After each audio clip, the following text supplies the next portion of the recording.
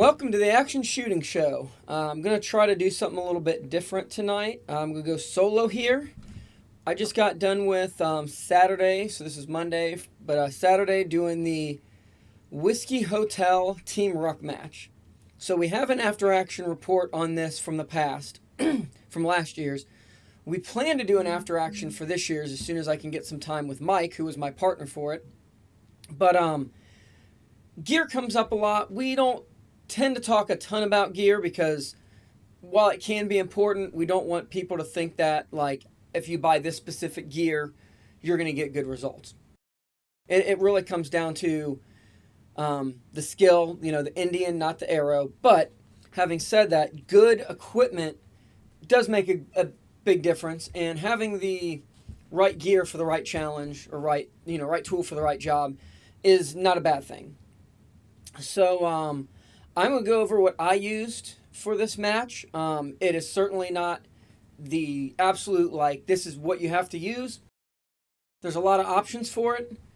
And but this has been successful for me for the last 2 years. We've had good results. Mike used something a little bit different. Maybe we'll get him to talk about that at some other point. But this will just get you an idea of something that will work. So let's start with...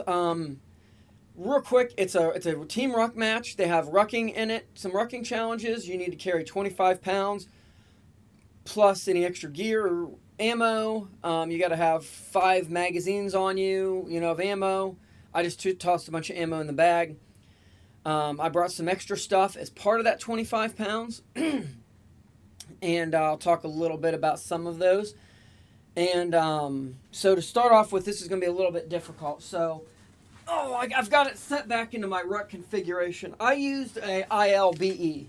So that is just the, I don't know if they're still using it, but that's the Marine Corps' rucksack that they use. You can find them used. I got 2 of them for $50 a piece. Or I think $40 a piece, something like that. For matches, I use my little bit more rough around the edges one because if I'm going to tear it up, I might as well tear that one up. I've got another one that's that's really, really nice shape that is kind of for more important stuff. But it's a really nice rucksack, like most rucksacks, so it fits my body well. For my size, torso length, all that, I find it very comfortable. If you're really, really tall, really, really short, you got different torso length, bags are really, really personal, so it may not work for you.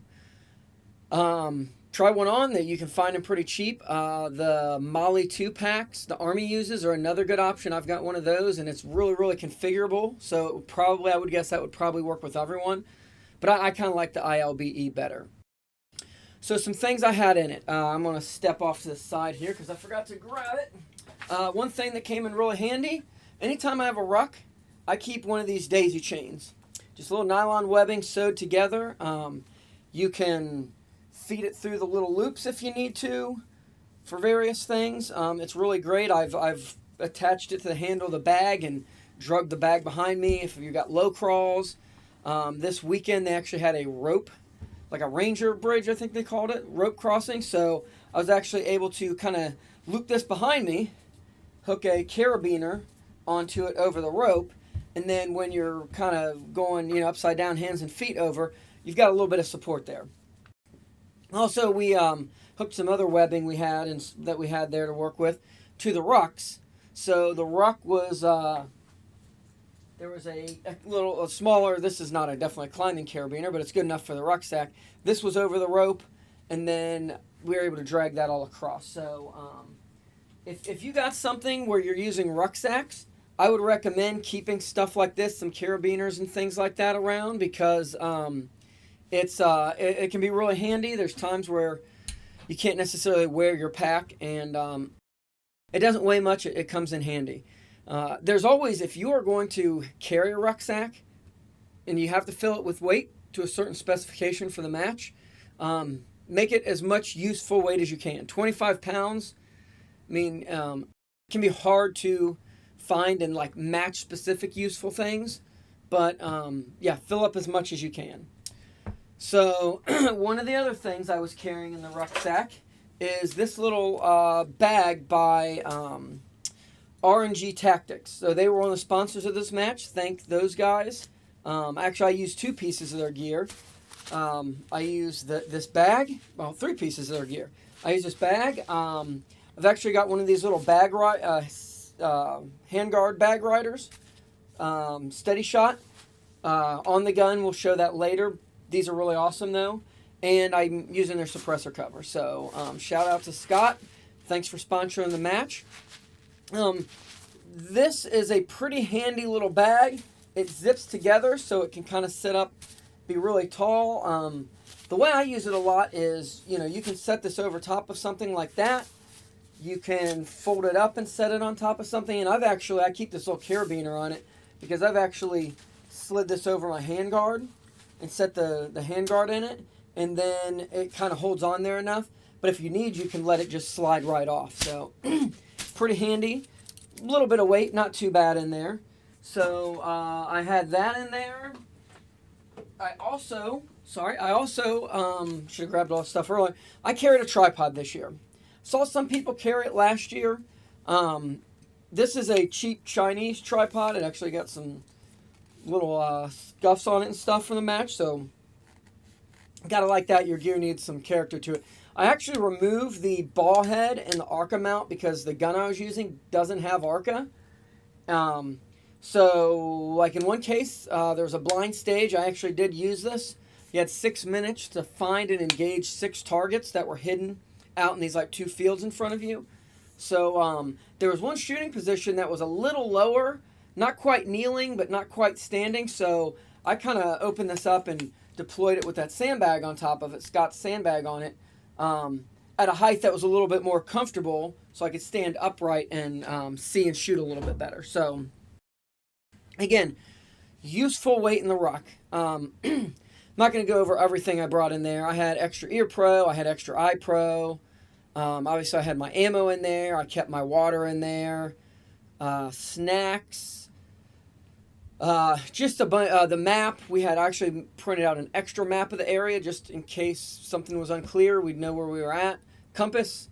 Had my ranger beads attached to that, for pace counting. Didn't need it, but it doesn't take up much weight, and you need weight anyway. So, so that kind of covers most of the ruck stuff. That worked out real well. The ILBE, I've run in a bunch of matches. It's super comfortable for me, and then to make up the extra weight, I had a couple yoga blocks in the bottom, and then a sandbag or 2. It didn't take a whole lot then to get up to the 25 pounds. I usually keep about 50 in there. That's my rucksack for if I go out rucking and I want to get some exercise. So that is that. Next, we will go on to on-body stuff. So for this match, I had, which is just my standard. This is a Safariland ELS belt. It's got pretty much everything except a single mag carrier on it, a rifle mag. I took everything else off, pistol, holster, and all that because we didn't need it for this match.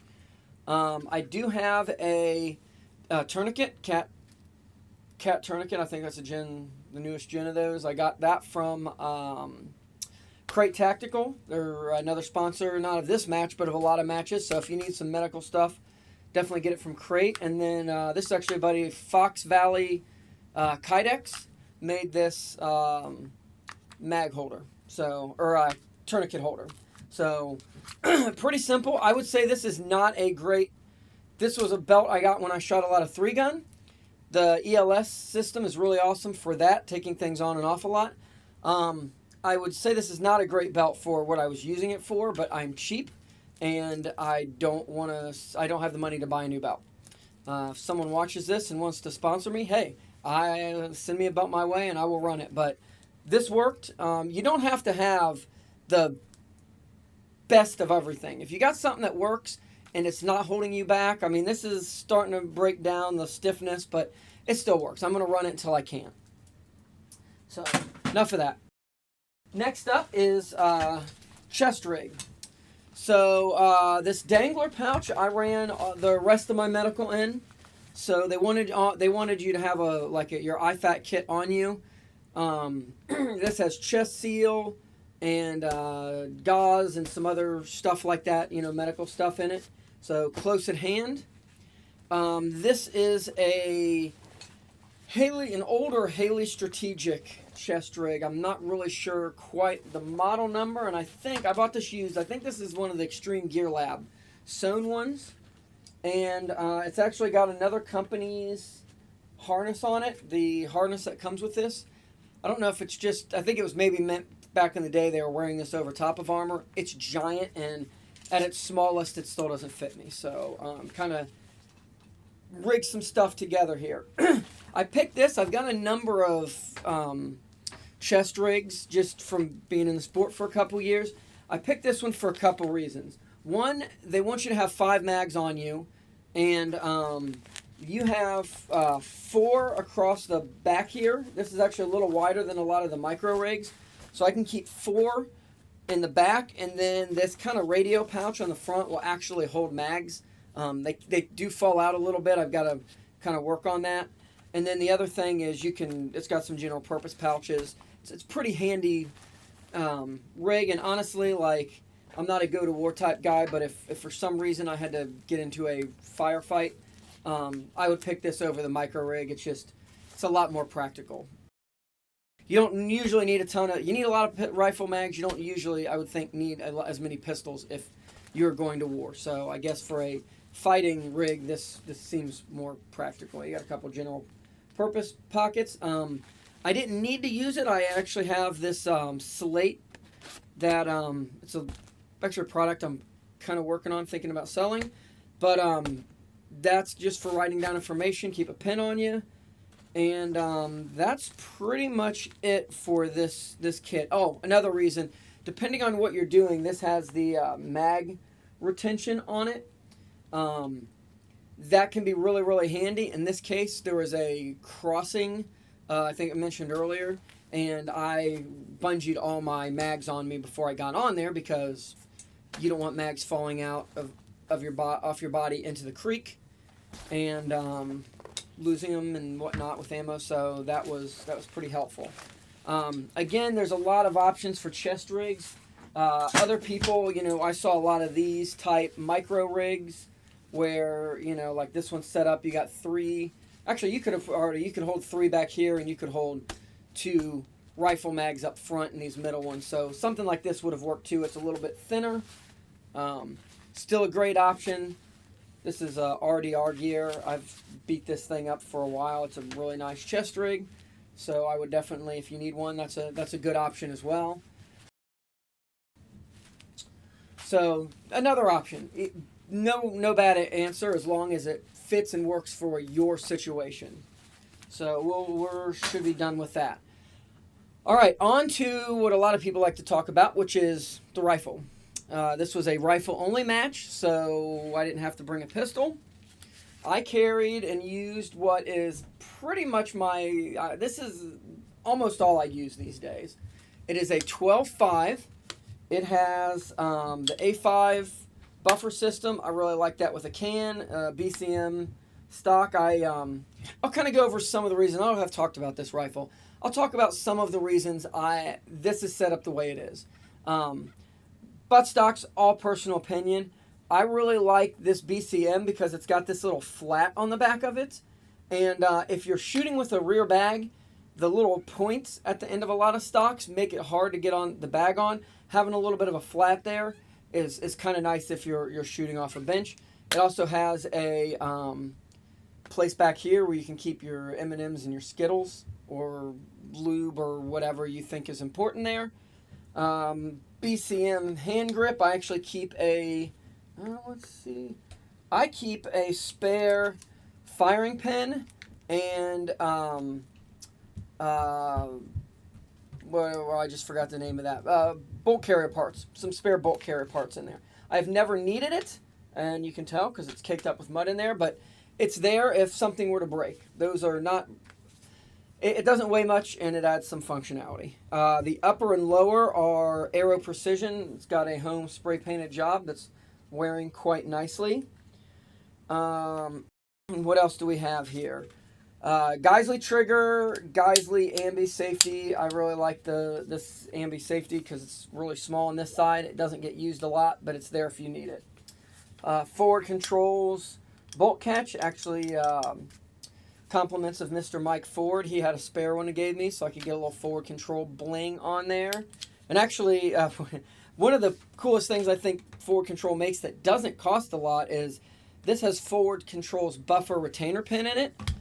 For those that don't know, it's made out of a better steel. If a buffer retainer pin's $2 or something like that, the forward controls is like $6 or $7. It's not really that expensive of a part, but it's made out of a better steel. It's a little bit thicker, and the buffer retainer pins, well, it doesn't happen a lot. They have been known to have the little pin part snap off. Anything that snaps off inside your rifle, it's like 90 to 100% of the time, it's going to get caught inside your trigger, and the gun's not going to go off. So it's really a cheap part to add a little bit of extra insurance. So, to each their own. I think it's worth a couple extra bucks. I'm not a big forward control shill. They make cool stuff. Most of it's a little more expensive than I'd like to spend, but when they make something that's like superior, I'm going to buy it. Geisley charging handle, ambi charging handle. It does do a little bit for gas, but honestly, this is a really gassy can, and I still get gassed out a little bit. Rubber City Armory. They're another sponsor of the match this weekend. Thanks to Jeffrey Larson. He is an awesome dude. This is their bolt carrier group and their ejection port cover. Absolutely, like the bolt carrier group, is my favorite one. Nitride is a really good coating for a bolt carrier. They make good steel. They're using good steel. They're making good parts. The nitride is really easy to clean up. I rarely clean my guns, so when I do clean them, it's nice that kind of makes it easier. And there's a surface finish. It's a good application. Bolt carriers are a good application. So if you need a bolt carrier group, absolutely talk to them. They've been rock solid for me. Scope. That is super important for a match like this. This is a AccuPower, Trijicon AccuPower 1-8. This is an older scope that's now been preceded by the Credo, which I don't own one. I'd love to get one sometime, but from what I've seen, they fixed the little things on this that maybe could have been upgraded and made that. 1-8 is a really good middle ground for scope. I have a 1-10. I've shot through 1-10s. There's nothing wrong with them. 10 tends to be a really, really tight eye box. Even up at 8 on this, which it doesn't get up there a lot, short of zeroing, it's still a little more usable than the 10s I've seen.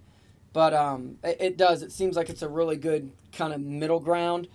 Adjustable turrets, but they're not super huge. And they do lock, which is really nice. Zero Delta mount. I don't know if they still make this anymore. This is like really heavy and overblown, but it is absolutely the nicest mount I've ever owned, and it's super rock solid, and it's hard to complain about it. So that's really good. Scope caps, I think, are really important in matches like this. There's certainly a lot of good ones. I've had pretty good luck, surprisingly enough, with Monstrum, who makes really crappy scopes and a lot of other things, but the scope caps have a lot more rubber on them, and the plastic it just seems a lot more durable than a lot of the other ones. My front one actually is splitting, but I think a little electrical tape will buy me some time on that, and they're not really that expensive. Something I find useful, I actually put my dope chart in my lens cap for the ammo I'm running, so if you don't have it or you forget, it's right there, and you kind of have a quick reference. So that's pretty handy. Going on up to the handguard, we have one of Scott's Steady Rest. This one threads on. This is one of his older designs. He's actually upgraded it, and they still have that where you can thread it on there, which if you're not taking it off and you have picker on the top, that's a pretty sturdy way to do it. But he also added Velcro to the inside, so you can take it on and off. I'm actually going to be using this on one that has an Arca rail. This will just pop over top of the Arca when I don't need it. And when I am using the Arca, I pull this right off. So it's pretty handy. This is really great. It just adds a soft, it gets rid of that hard on hard when you're resting on barricades and stuff. Sons of Liberty handguard. This is the M87 maybe. It's like 11 inch, or maybe it's a 12 inch because this is yeah, it's probably 12 inch because this is yeah, 11 and a half, 12 inches, something like that. It doesn't matter. Because this is a 12.5 inch barrel. This is an SBR. I'm using a Ferro Concept Slingster. I like this. Um, it's a nice sling. There's a lot of nice slings. I think maybe the important thing is being able to adjust it really quickly. This has got the pull on it so that you can loosen and tighten it with one hand pretty quickly. I use QD sling swivels on this. I actually had one fail crossing the Ranger Bridge or whatever. I have a love-hate for QDs. It's really nice at a match because sometimes you get tangled up in your, when you get a bunch of gear and webbing, you can get tangled up, so it's easier to take it off that way. But they are not always the most secure. If they get dirt and stuff in there, they can pop out, so I may be revisiting that in the future, looking at something different. This match, you needed a light. So I have the Streamlight VIR2. This is a laser. It's IR light, Viz, and laser. So you don't need it for the match. They just want you to have a light on your gun because it's kind of battle fighting related. So this is a pretty good light, though. It doesn't have the output of some others and Viz, but it's got IR, so it's good for night stuff. And that's just on a pick rail on the side. Getting to the end of the gun, this is a Thunderbeast Dominus SR. So it's it's got their QD. So, and it's a secondary retention. So you can loosen it up. You can take it on off, put it on there till it gets tight, and now it's locked in. It's not going to loosen up on you. This is it is a little gassy, but this thing is, even on a 12.5, it is kind of ridiculous how quiet this this suppressor is. I really like it.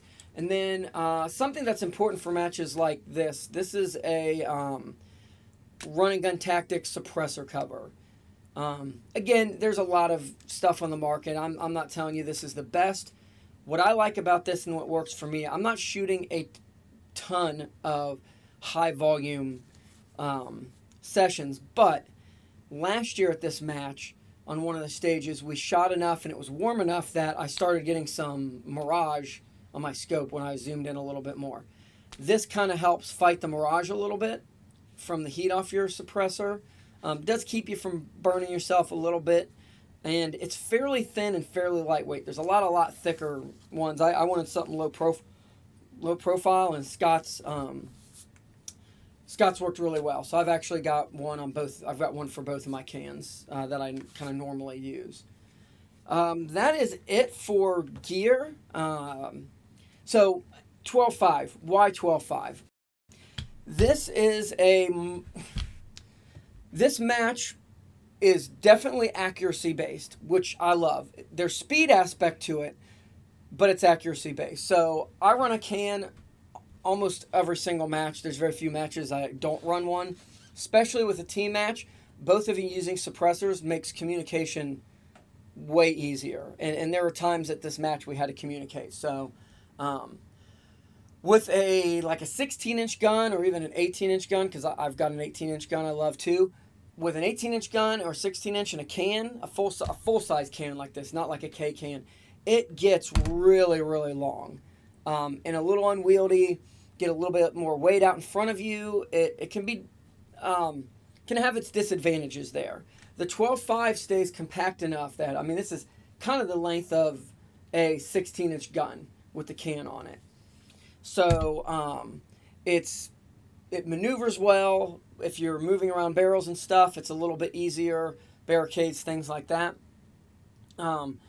This match, I just know from being out there last year, and actually before we went out there, I got on Google Maps and kind of did some measuring.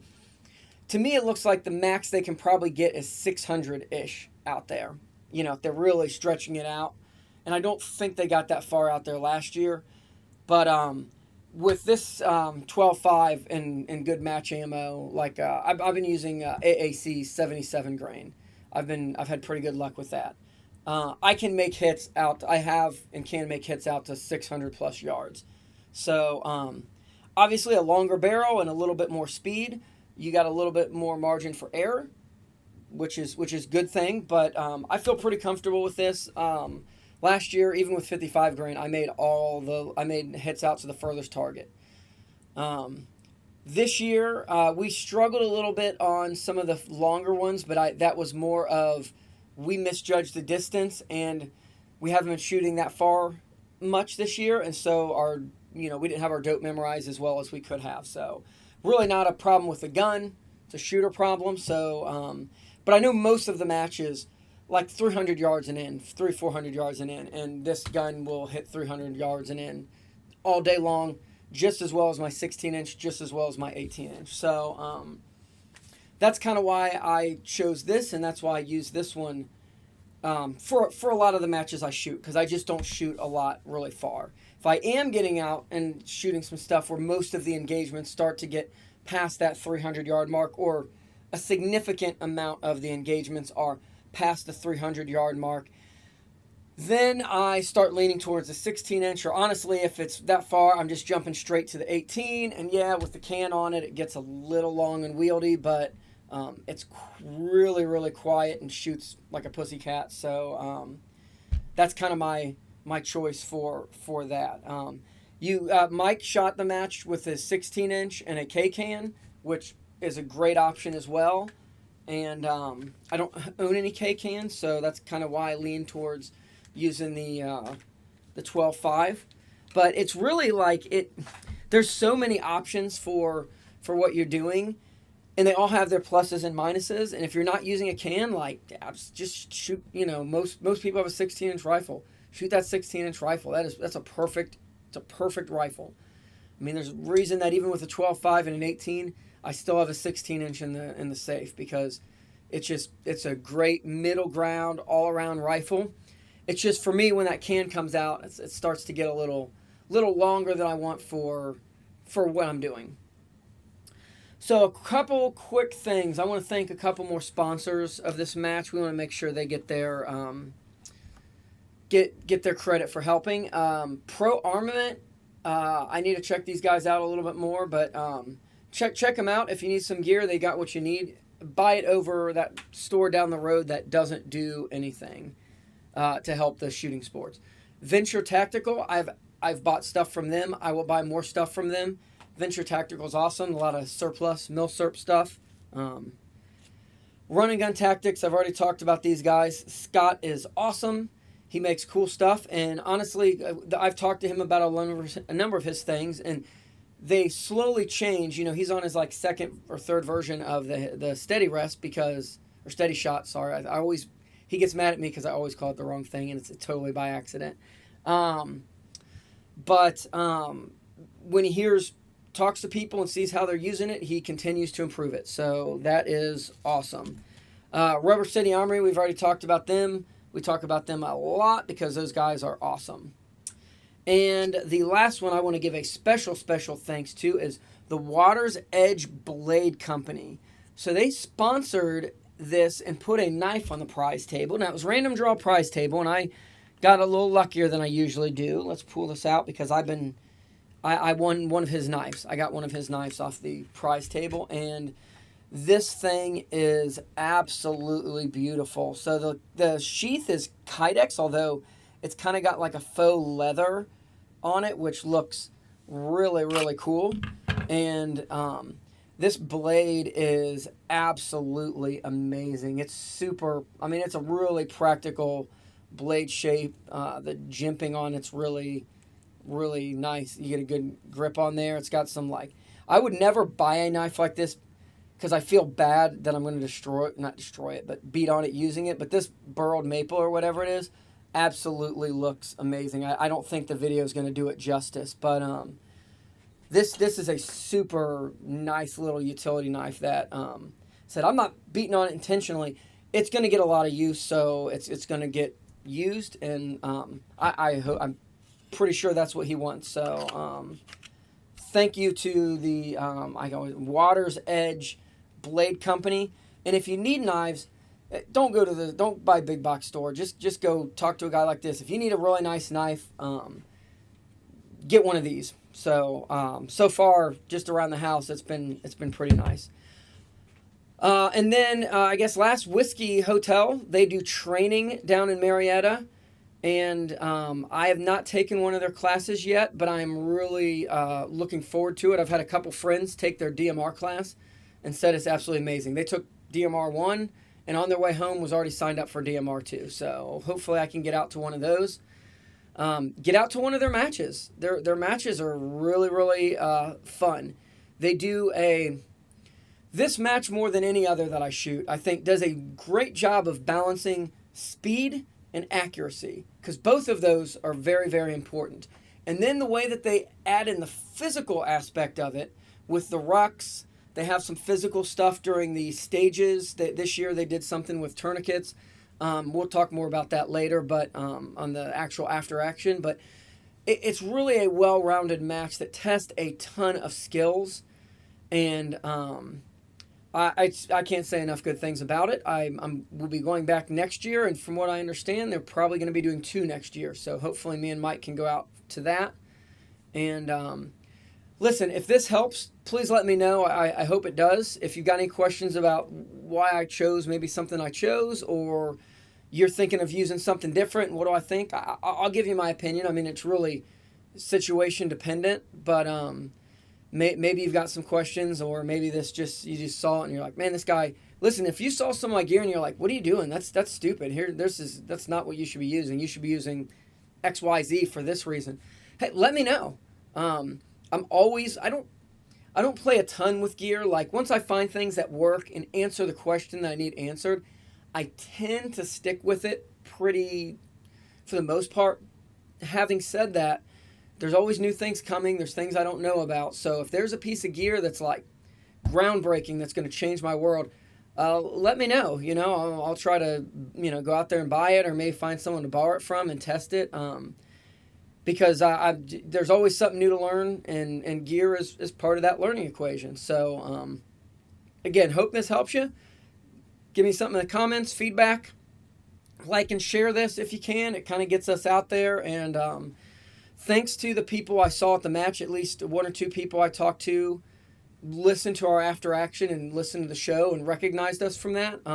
We don't do it for people to recognize us, but it sounds like it helps them prepare for it, know what they're getting into, and kind of helps them with getting into the sport, or getting deeper into the sport. So that's really what we want. So again, just let us know how we can help. Thanks.